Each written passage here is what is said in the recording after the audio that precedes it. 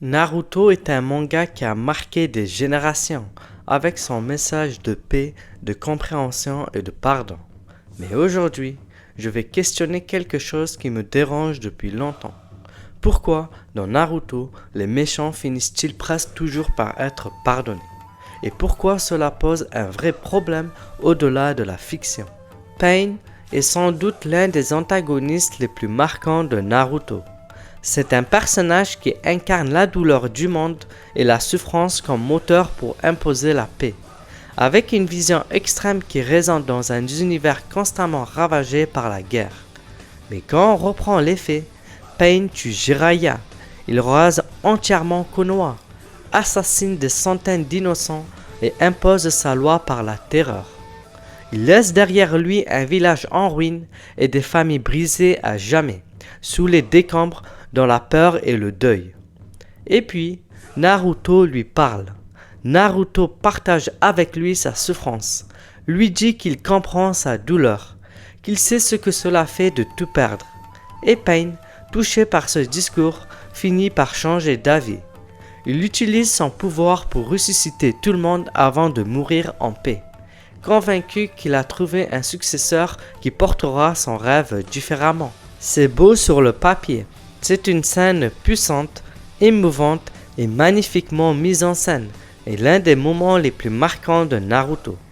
Mais c'est aussi une vision dangereusement idéalisée de la rédemption, parce que le pardon devient un raccourci, et la gravité des actes de Pain est presque effacée. On pardonne un génocide en quelques mots, comme si le simple fait de comprendre la douleur de l'autre suffisait à réparer instantanément les destructions qu'on a faites, comme si tout ce qu'il avait fait pouvait être annulé par un dialogue touchant. Sans parler du fait qu'à la fin, tout le monde est ressuscité, comme par magie, balayant en un instant toute la gravité des actes de Pain. Les morts reviennent, les ruines se relèvent et le poids de ces crimes disparaît.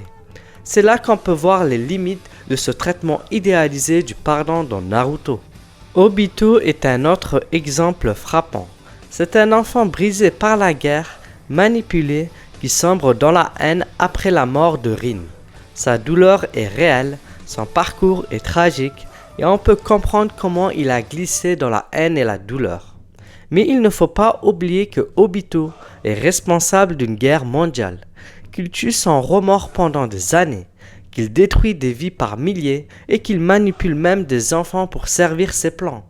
Et malgré cela, Naruto le comprend et lui tend la main, ce qui donne l'impression qu'il est pardonné, comme si le simple fait d'avoir souffert justifiait ou au moins excusait tout le mal qu'il a commis.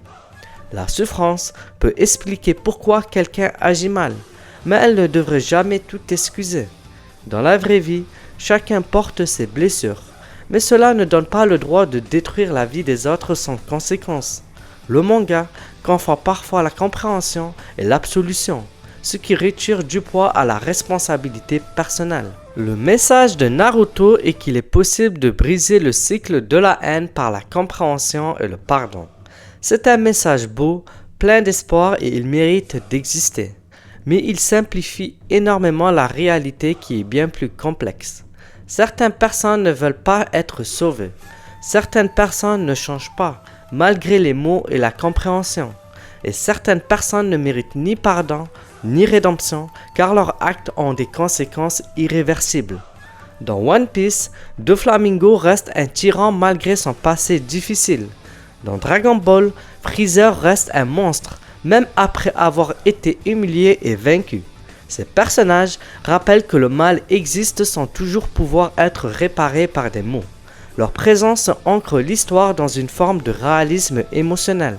Parfois, le méchant reste méchant, et c'est ce qui rend leur défaite nécessaire, mais aussi satisfaisante. Je critique cet aspect de Naruto, mais cela ne veut pas dire que les antagonistes de la série sont mal écrits. Au contraire, Pain est un antagoniste marquant par sa vision radicale.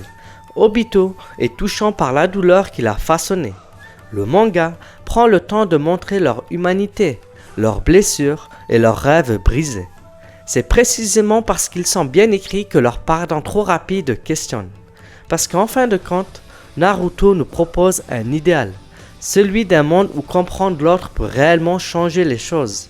Et même si cet idéal est naïf, il a inspiré des millions de lecteurs et reste l'une des forces de la série. Mais parfois, il est important de se rappeler qu'un idéal, aussi beau soit-il, n'est pas la réalité, et que certaines personnes, malgré nos efforts, ne changeront jamais. Dis-moi en commentaire ce que tu penses de cette vision de Naruto. Cet optimisme te gêne-t-il, ou est-ce justement ce qui rend le manga si spécial à tes yeux? Je précise que cette vidéo n'est pas une critique de Naruto. Au contraire, c'est mon deuxième manga préféré. Je veux simplement ouvrir le débat sur certains points qui méritent qu'on s'attarde. Si ce type d'analyse te parle, abonne-toi pour qu'on continue ensemble à décortiquer nos histoires préférées.